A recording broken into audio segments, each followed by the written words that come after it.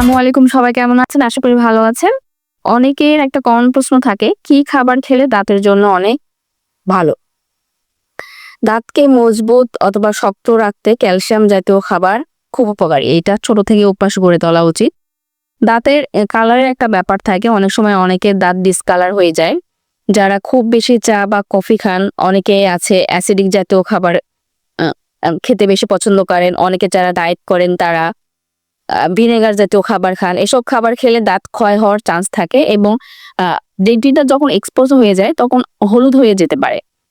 তো এসব ক্ষেত্রে খাবার খাওয়ার সাথে সাথে আমরা অবশ্যই কুলি করে নিব। এবং অনেক মায়েরা এসে কমপ্লেন করে থাকেন যে আমার বাচ্চারা খুব বেশি চকলেট খায়, আইসক্রিম খায়। তো বাচ্চার ব্রেনের ডেভেলপমেন্টের জন্য মিষ্টি জাতীয় খাবার অবশ্যই দরকার।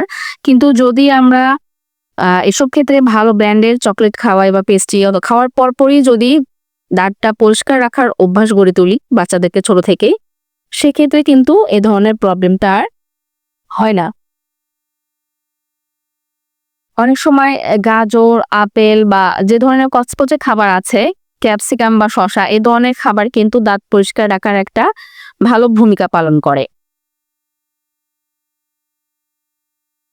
অবশ্যই কার্বোহাইড্রেট জাতীয় খাবার কম খাবো, কারণ এটা শুধু দাঁতের জন্যই না, কার্বোহাইড্রেট খাবার যদি আমরা বেশি পরিমাণে খাই এতে করে আমাদের বিভিন্ন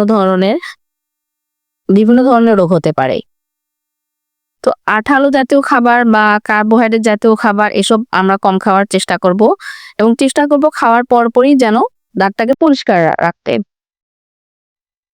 এবং অবশ্যই প্রচুর পরিমাণে পানি খাবেন।